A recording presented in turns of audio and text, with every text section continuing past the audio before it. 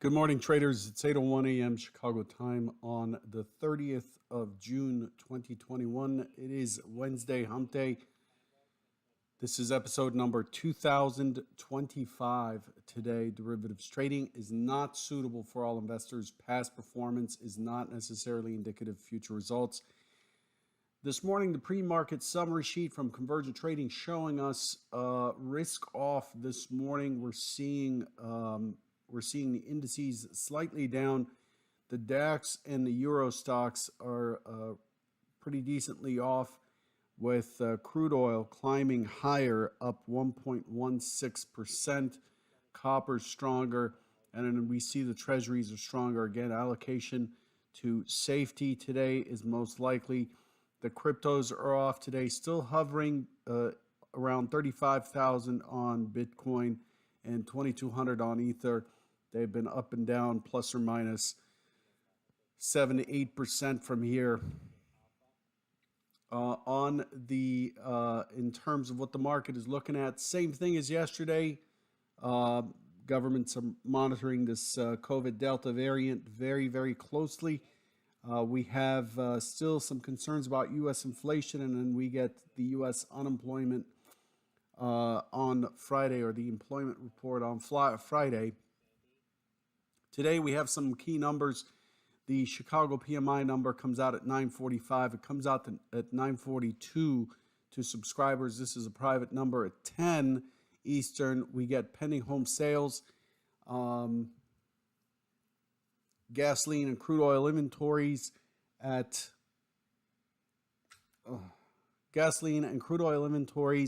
10:30, and then this evening, Japan's Tankan Large Manufacturers Index at 750, and so on and so forth.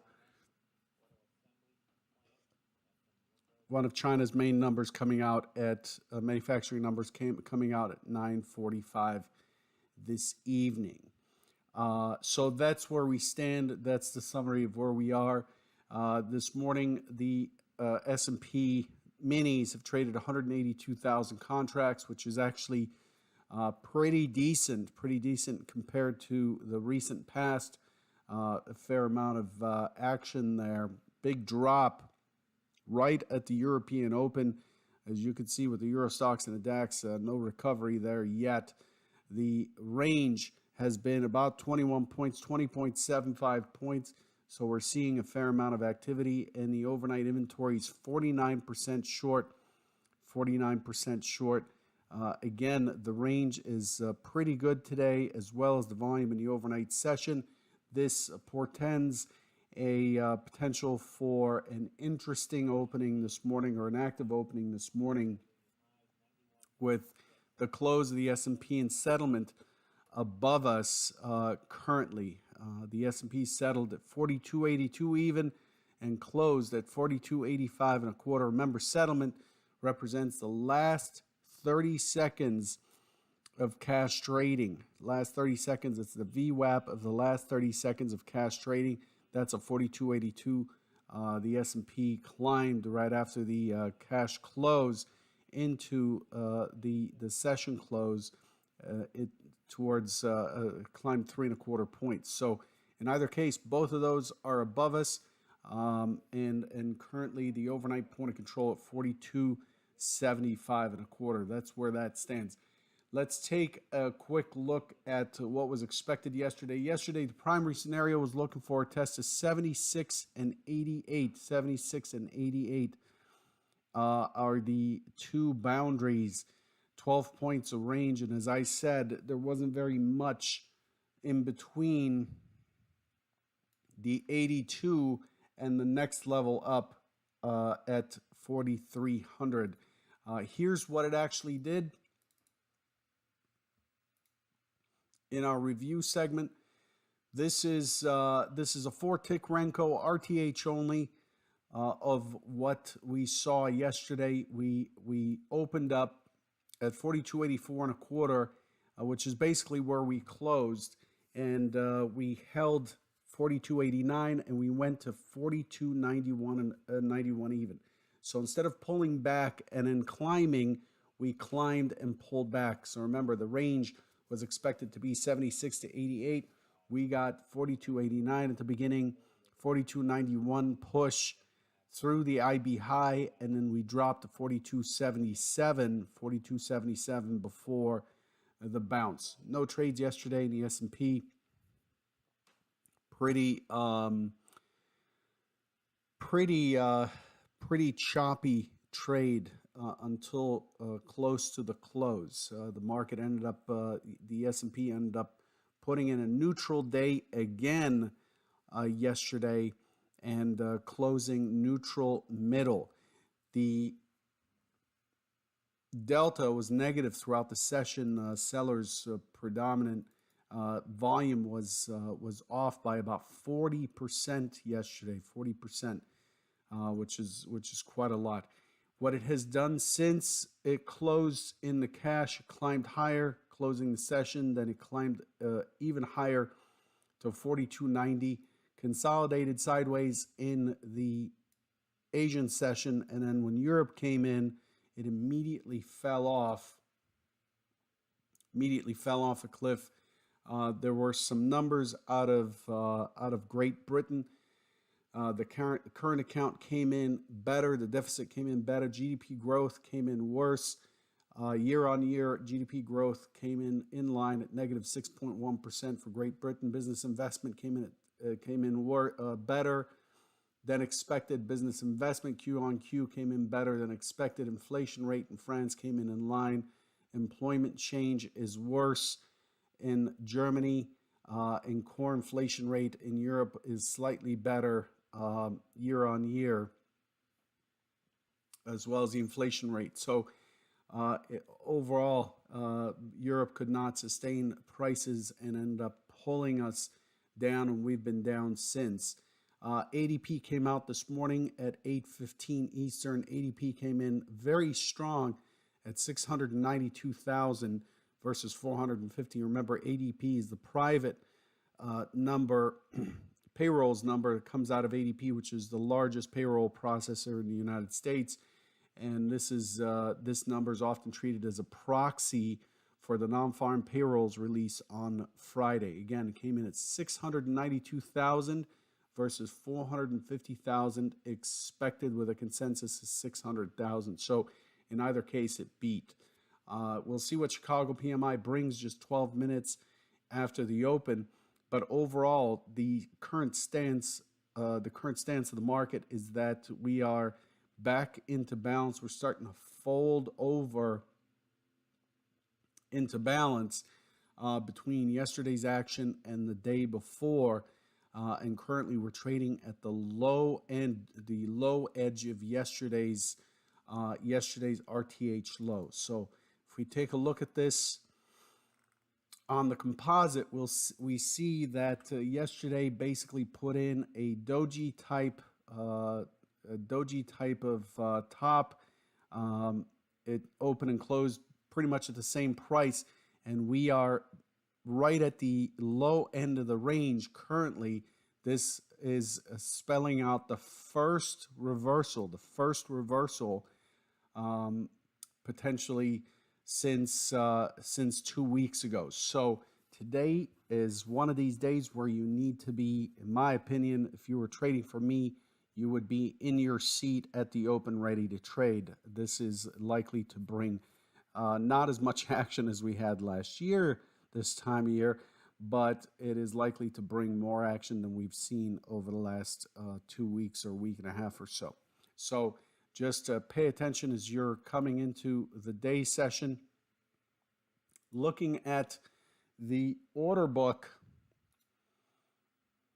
on Edge Pro X, so far we see that the activity from the large lots, again, this is using, let me get those. This is using the Rhythmic MBO feed. The very large lots, which are 100 lots or better, are only slightly below zero, slightly active. Much of the action so far has been carried by large lots. Large lots are 10 lots to 99 lots executing.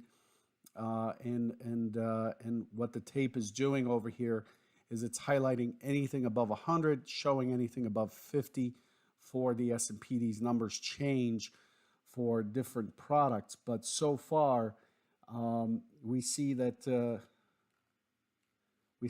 order book is pretty much stacked evenly. The delta between the bid and ask is only 650 contracts on the offer, more on the offer than the bid, and much of that is resting right up here at the 4290. The 4290 has a large lot offer, and beneath there's not too much, just crumbles here and there, all the way down to 4260. This is how things have been, and it's been kind of a murky book for quite some time. We see that size is hitting the bid, big circles, big red circles hitting the bid there, and showing their size. So there is some selling interest. The delta is negative. The delta is down. The net delta is down 5,000 contracts since the reopen. So there's more activity on the bid or hitting the bid than there is on the offer. So what are we looking at for today? I'm going to try to do this as fast as we can so everybody can get down to business, the business of getting ready to trade.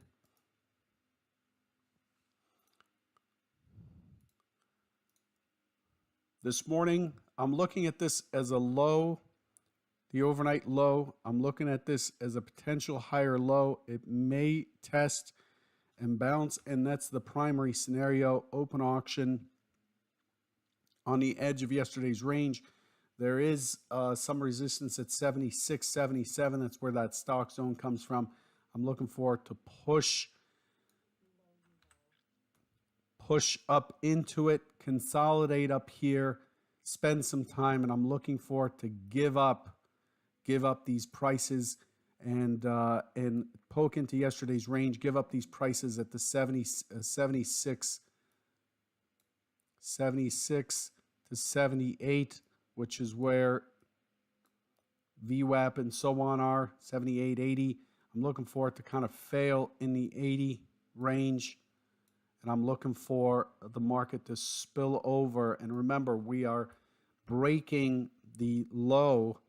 The one-time framing up is now being broken on the daily, so I expect the market to spill a little bit. If we don't catch the first impulse down, we're looking for the pullback for an inside-out trade to the short side, and in that case, looking for 69 as the first, 69 quarter as the first target for the overnight stat, and then this could actually drop all the way with expanded range. This could drop into 4250, and we could see some expanded range today. I hope we do, just to get some rebalance on everybody that's long. This will likely flush out the week longs. The secondary open auction in this area, pull back, poke through the overnight low, come back in, consolidate, and then start. If we see it consolidate for a while in the overnight range, it is likely to then start driving up to 80, consolidating and coming back into line, and most likely targeting this 87, 88 area. 88 would be the target again on the upside. That was yesterday's target. This is scenario 2. So for this, we're looking for a test to 69, 69 to 88. On the other side, 78 to 80. 78 to 80 is expected to be the resistance range, turn over, and then potentially push down into the gap below, the gap zone we left behind down at 4250. So down here, 4250 would be the target. If you get short and it starts to run away and stay offered below the overnight low, hang in there. You're likely to see 4261, 4256, and 4250 on the downside. These are the important stock zones in this area. I'll leave you with that. Good luck today, and I'll catch you tomorrow morning. For those of you who have not checked out the fair exchange Just remember that you can go to edgeclear.com/Fairx. Again, edgeclear.com/Fairx. Check that out. It is commission and clearing free trading being offered until the end of the year to trade those products. Products look pretty good so far. Very light volume because, traders have to get in there and trade them, but they're $1 tick volumes. $1 ticks tick value, and they're the B5 is tracking the Bloomberg 500, and the Super Tech is tracking the Super Tech Index, which it consists of 15 tech companies. I think there's a lot of potential here, and I would definitely encourage you to support this exchange. Again, edgeclear.com/Fairx, commission and clearing free, no fees, no data fees, no subscriptions, no memberships, no nothing. Just get in there, take a look at the products, and see if we can get involved. I'm going to be providing a lot of coverage for these Fairx products because I believe that we need a diversification of the exchange. We need an exchange that doesn't charge out the nose for data. And Fairx is the exchange that's likely to, in my opinion, that's likely to pull that off. So asking for your support.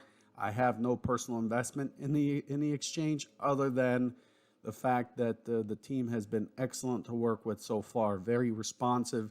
Their pricing is excellent, 2 cents for the nano products, 5 cents for the micro products, but you don't need to worry about that if you trade through EdgeClear.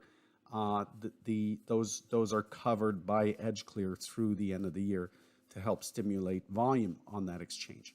Good luck, and I'll catch you tomorrow morning. Take care.